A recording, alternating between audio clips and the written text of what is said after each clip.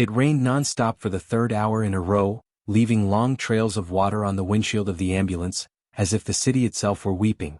Seattle was always gloomy in November, but on this evening the Pioneer Square neighborhood seemed especially gray and tired.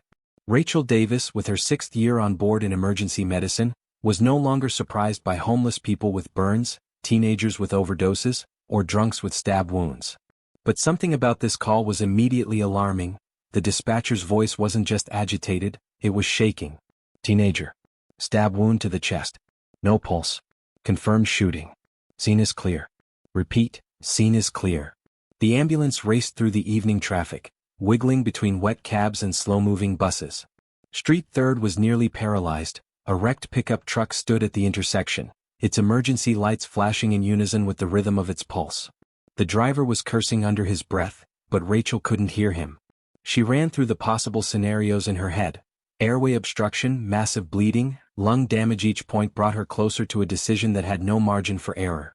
When they pulled up to the school's athletic field, where the police were already on duty, the boy was already being carried to them on a stretcher.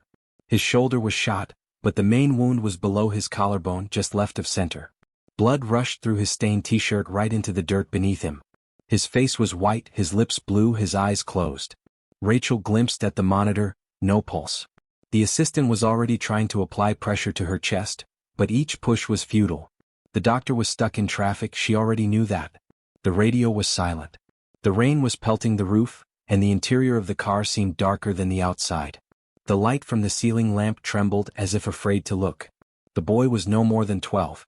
He could have been her little brother, her nephew, anything. And he was dying right now, in the back of the van, among the upturned bandages, open ampoules, and plastic trays of instruments. An artery was spurting blood. The wound was too deep for an external clamp. Rachel set the clipboard aside and, without waiting for a command, abruptly told the driver to pull over to the curb. The next thing happened as if through water. She put on her gloves, activated the flashlight on her phone, and clipped it onto the holder. She secured the teen's left side, the assistant trying to keep his chest from jerking. She knew this could be the end of her career, but a pause would be a sentence. The instruments were clean, but not designed for thoracotomy. The scalpel was wrong, the clamps uncomfortable, but her hands remembered the sequence of steps. The incision was short, crisp, skin, fascia, muscle. The chest opened unevenly, the pleural cavity full of blood. With fingers slick with blood, she found the source. The anterior thoracic artery was torn. She sandwiched it between her fingers, pressing it in a little deeper while the assistant whispered numbers on the monitor. 1 stroke. Then a second. Then a faint but steady heartbeat. From there, everything blurred. The rumble of helicopter blades that finally arrived. The figure of a hooded doctor rushing in she didn't know. The screams in the background and simultaneously the dead silence in her head. When the boy was finally loaded aboard, his eyelids fluttered slightly. Someone asked for a name. One of the policemen answered Lucas. Just Lucas. No one knew the last name. Rachel stood at the back doors of the car, covered in someone else's blood up to her elbow. The asphalt beneath her feet glistened from the downpour. She couldn't feel her arms or legs, only the emptiness in her chest and somewhere very far away, a faint shiver in her knees. She didn't pray. She didn't give thanks. Just watched the helicopter carry upward another man's life that she'd managed to pull back from the brink. Then she sat back in the car, took off her gloves and stared at her palms, which still smelled like iron. She didn't go home that night. She stayed in the parking lot and just sat there until it dawned. The next morning, before the coffee had even had a chance to cool in her cup, Rachel received a short notice. Please report to the administrative office of the ambulance service, 9 o'clock. Mandatory attendance. No signature, no explanation. Just the address and time. She didn't even change her clothes. She pulled on the same dark jacket she'd spent half the night in the year in and walked out into the gray, damp Seattle, where the rain never stopped, as if reflecting her inner state. The department building was a couple blocks from the station, behind a glass facade and a faceless sign that read, Seattle Public Health. Everything inside looked sterile, like a hospital, only colder. This wasn't a place to treat, it was a place to evaluate. She was greeted by a receptionist with a tight bundle and a face devoid of emotion. Room 314. They're waiting. No smile, no sympathy. Rachel walked up the stairs, feeling her wet sneakers slick with every step. There were no cameras, no recorders, not even a glass of water in the room. A long table. 3 people behind it. All in dark suits, one in a medical gown. A man with gray hair at his temples sat in the center and started talking at once, without even introducing himself. His voice was without intonation, like a machine reading text. Paramedic Rachel Davis. Called to the Pioneer Square neighborhood. Injury reported. You took medical actions that violated department protocols.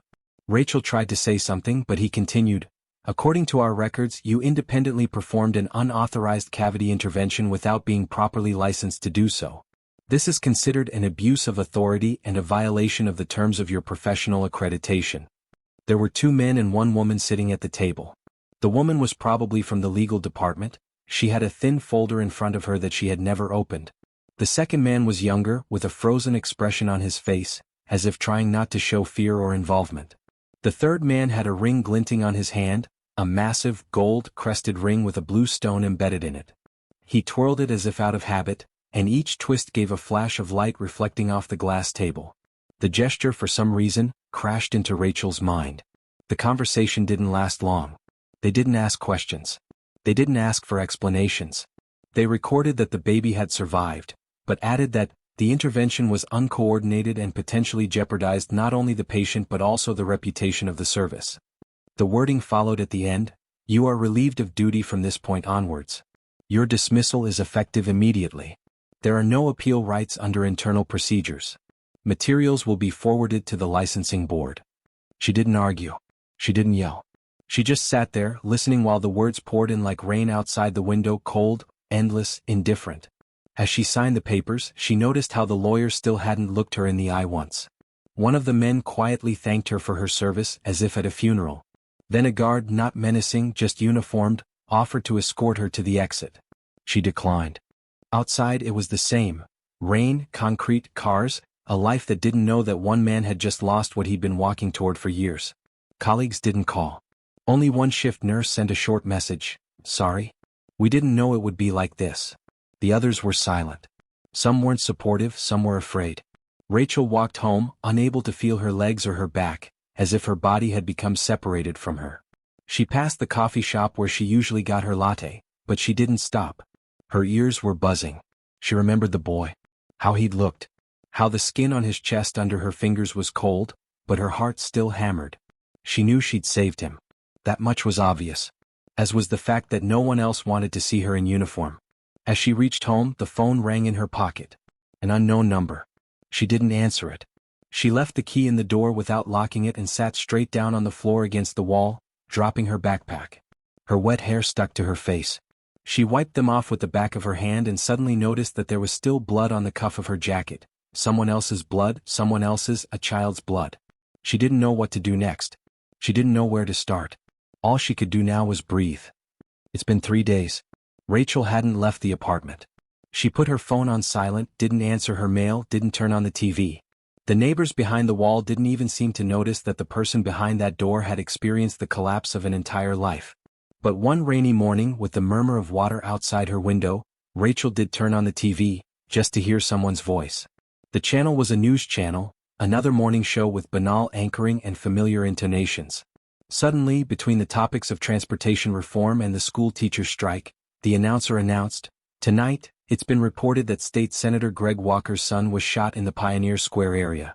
The teenager, named Alex Walker, was rushed to the hospital in critical condition, but clinic officials say the chances of recovery remain high." The screen flashed a photo of the senator, an older man with graying temples and a recognizable heavy stare, then an archival photo of the boy, probably from high school, blonde hair, a slight smile. Rachel flinched but didn't immediately realize why. The name didn't match. Lucas was what the officer had said at the time. Alex, it sounded different, official, political. She tried to brush off the speculation by changing the channel, but her thoughts were already starting to dig into the details. Not many kids were hospitalized with gunshot wounds that night. It is not often that dignitaries are silent about tragedies, unless they are trying to hide something. The phone rang around midnight. No sound, just a vibration, anxious, insistent in the silence of the apartment, like the heartbeat of a body not his own. No number was identifiable, just, number unknown. Rachel picked up the phone, not knowing why. For several seconds no one spoke. Only the noise of breathing, as if someone was hesitating. Then a voice came out, calm, low, measured, like someone who was used to statements and reporters. "Ms. Davis." I know what happened to you. I know what you've done. And I'd like to meet you in person. Rachel didn't answer right away. She sat on the kitchen floor in her pajamas, in a dampness-darkened room that hadn't seen the light of hope in the last week. Who are you? She asked. The man identified himself, Greg Walker. I want to meet with you. No reporters. No cameras. Just you and me. Tomorrow. Alderview Hotel. 9 p.m. conference room on the 3rd floor. I'll pay for everything. Just show up. The call ended as abruptly as it had begun. Rachel sat holding the phone for a long time as if it might provide answers. The name sounded heavy. Senator.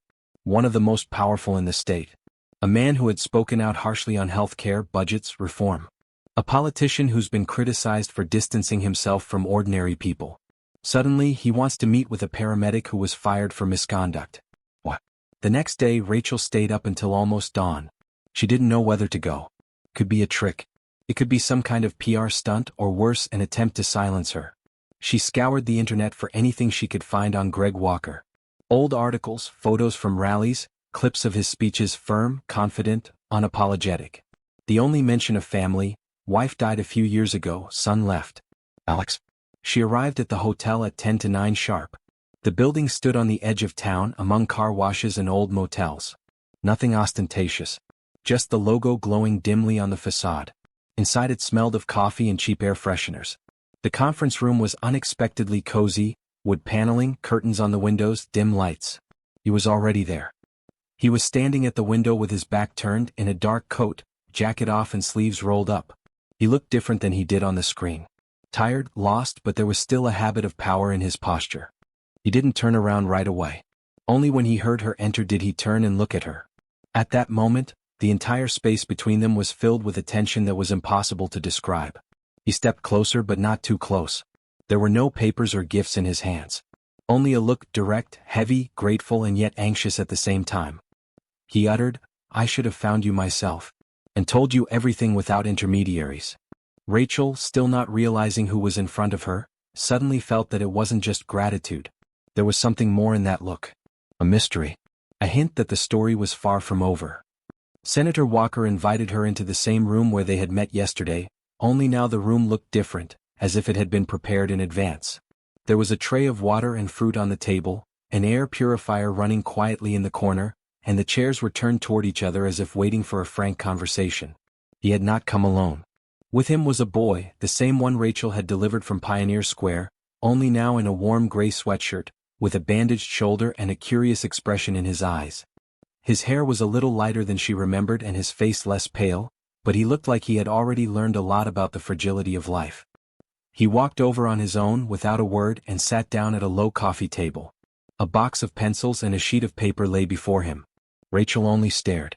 She didn't know how to deal with a child who had been dying in her arms for days. The senator didn't speak right away either. He silently poured himself some water, took a sip, walked to the chair opposite, and only then sat down. He looked tired, even more so than yesterday. His face looked as if it had given up a few years. His jacket was off again, his shirt sleeves were rolled up, and he wore a medical alert bracelet on his left arm. He watched his son and only then shifted his gaze to Rachel. His voice was quiet, almost intimate. He said he was grateful. He said his son was alive because of a man the system had chosen to eliminate for the sake of compliance. He didn't choose his words, speaking harshly, without pathos, as if he were arguing with himself.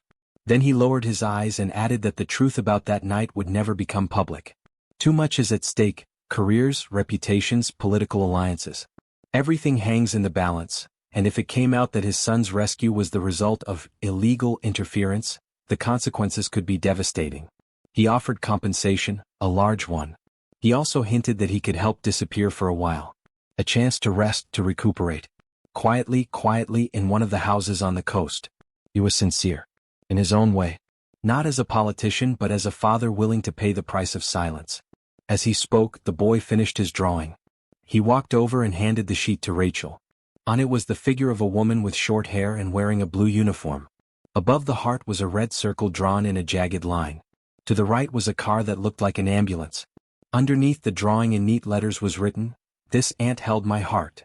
Rachel felt her throat constrict. For the first time in ages, the tears came so close she had to look away. She didn't take the money. Didn't ask how much. She just shook her head. She didn't need compensation. She needed someone to say out loud, what she'd done was right. Not out of pity, not out of fear, but because it was fair. The senator only sighed and stood up. He knew the answer in advance. He walked over to his son, put his arm around his shoulders and led him out of the hall. They left without saying goodbye. The guards, as promised, stayed in the hallway. But one of the guards, a short man with a shaven head and eyes that held neither contempt nor fear, lingered at the door. He glanced around, then stepped closer and without saying a word, slipped a small object into Rachel's hand. It was a flash drive. Plain, unmarked. Only on the casing was a thin red marker, CM02. He looked her in the eye and said quietly, "You don't know everything," then turned and walked away. Rachel was left alone. A flash drive in her hand, a child's drawing on the table. In her head, no coherent answer. In her body, only a growing shiver. It seemed to her that reality was changing again. Not disappearing, but as if another, darker, more complex reality was superimposed. She realized, what was stored on that flash drive could be more than just a record of the night. It could be the key to why she was actually fired. Or to something even a man like Greg Walker fears. At night, as the city outside her window was sinking into another wave of rain and yellow light from street lamps, Rachel sat on the floor of her kitchen, her laptop on the stool in front of her. She inserted the flash drive, catching her breath, and didn't immediately hit open. Her palms were damp. Her temples were pounding like the startup before a leap into the unknown. But when she did click on the record_M02 folder, the screen flashed a gray-blue frame. An ambulance. Interior lighting. View from the overhead camera. In the footage herself. Gloved, sleeves rolled up, bent over the boy's body. Everything from the first to the last movement. The incision, the clamp, the monitor running, the assistant's reaction, the breath control. There was no hysteria, no panic. Just consistency. Cold, clear, necessary. Even from the outside you could see she knew what she was doing.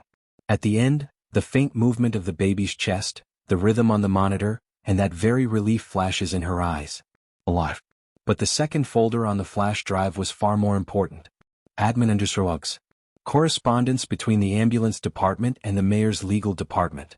The topics of the letters are situation with unauthorized surgery, political implications of revealing a patient's name, recommendations for dismissal without publicity, and necessity of destroying copies of video recordings.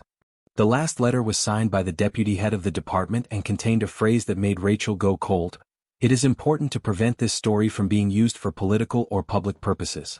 We cannot allow the Pioneer Square paramedic to become a symbol of out-of-control interference. The principle is more important than the result. She stayed up until dawn. In the morning she brewed herself some strong tea, pulled on an old jacket, and drove to the neighborhood library. There was free access to the internet and old computers that weren't monitored. She created an anonymous account, uploaded videos and emails to cloud storage and posted the link on several popular media forums and social networks.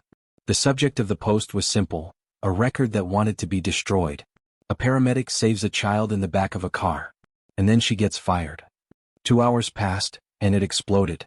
First her video hit Reddit's Justice Served section, then Twitter, then the front pages of news sites. The headlines poured in like a bucket. Medic saves a life and loses his job. Surgery without authorization. Crime or heroism? The system is against conscience. The video was viewed by millions. Signature campaigns in support of her collected signatures from every state. Medical professionals shared their stories. Lawyers offered free legal defense. Senator Walker remained silent for 3 days. And on the 4th he went on the air with a speech no one expected.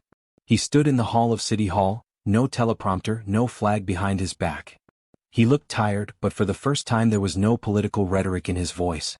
I'm Greg Walker, father of the child who was saved by the woman whose name you all already know, Rachel Davis. I was in the room when my son came to. I saw his drawing. I heard him call her by name for the first time. And I witnessed a system more concerned with protocol than life. My son is alive because she violated protocol.